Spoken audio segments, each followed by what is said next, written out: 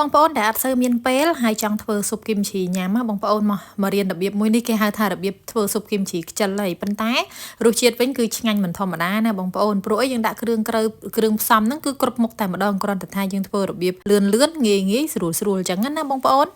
សម្រាប់ស៊ុបគីមជីនេះហ่าបងប្អូនជាទូទៅតែម្ដងគេយកគីមជីចាស់វសាមានន័យថា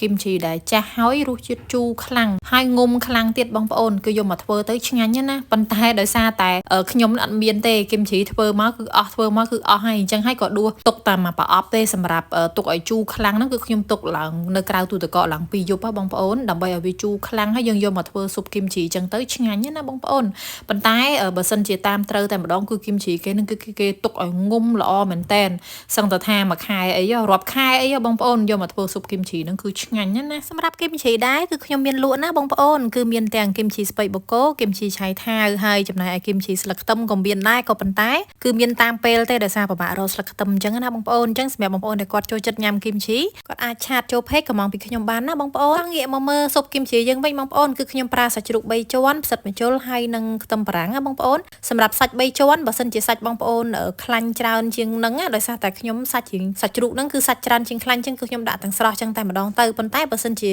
យើងមានសាច់ជ្រូក3ជាន់ដែលមានខ្លាញ់ច្រើនណាគឺយើងដាក់សាច់ជ្រូក3ជាន់នៅលើខ្ទះយើងហ្នឹងឲ្យចេញខ្លាញ់មកអស់សិនមកហើយចាំយើងដាក់បន្លែតាមក្រោយបន្លែគឺយើងភាគច្រើនគឺគេមានតែគីមជីខ្ទឹមបារាំងហើយនឹងផ្សិតនឹងឯងបងប្អូនសម្រាប់គ្រឿងផ្សំគឺខ្ញុំមានខ្ទឹមសចិញ្ច្រាំល្ងហើយមាន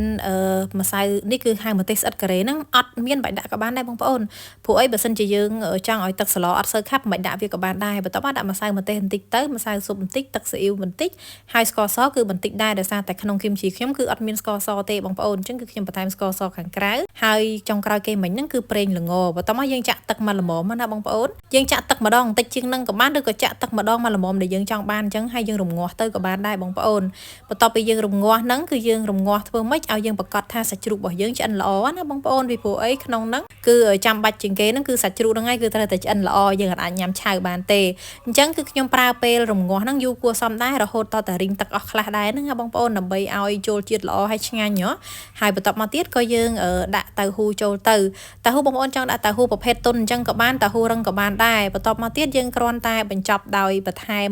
ម្ទេសណាបងប្អូនម្ទេសនេះគឺម្ទេសវែងដែលខ្ញុំបង្ហាញនៅដើមវីដេអូអត់សូវហឹរខ្លាំងទេបងប្អូនអញ្ចឹងបងប្អូនដែលចូលចិត្តហឹរបងប្អូនអាចបន្ថែមម្ទេសយើងម្ទេសដៃនាងយើងដូចខ្ញុំអញ្ចឹងណាមួយគ្រាប់ពីរគ្រាប់អីចឹងទៅគឺហឹរហើយចូលចិត្តហឹរប៉ុណ្ណាដាក់ហឹរប៉ុណ្ណឹងទៅបងប្អូនតែប៉ុណ្នេះគឺរួចស្រេចនិយាយទៅអត់មានរវល់អីច្រើនទេដូចបងប្អូនឃើញអញ្ចឹងគឺគ្រាន់តែតម្រៀបបន្លែតម្រៀបសាច់តម្រៀបគីមជីអីដាក់មកហើយយើងដាក់គ្រឿងតែម្ដងឲ្យហើយចាក់ទឹកចូលចាំតែពុះឲ្យតែឆ្អិនសាច់ឆ្អិនបន្លែមកគឺជាការស្រេចតែម្ដងអញ្ចឹងនេះគឺសម្រាប់បងប្អូនដែលគាត់អត់សូវមានពេលណាអត់សូវមានពេលធ្វើច្រើនព្រោះអីក៏ប៉ុន្តែស៊ុបគីមជីគឺគេមានរបៀបធ្វើច្រើនណាបងប្អូនមានរបៀបងាយរបៀប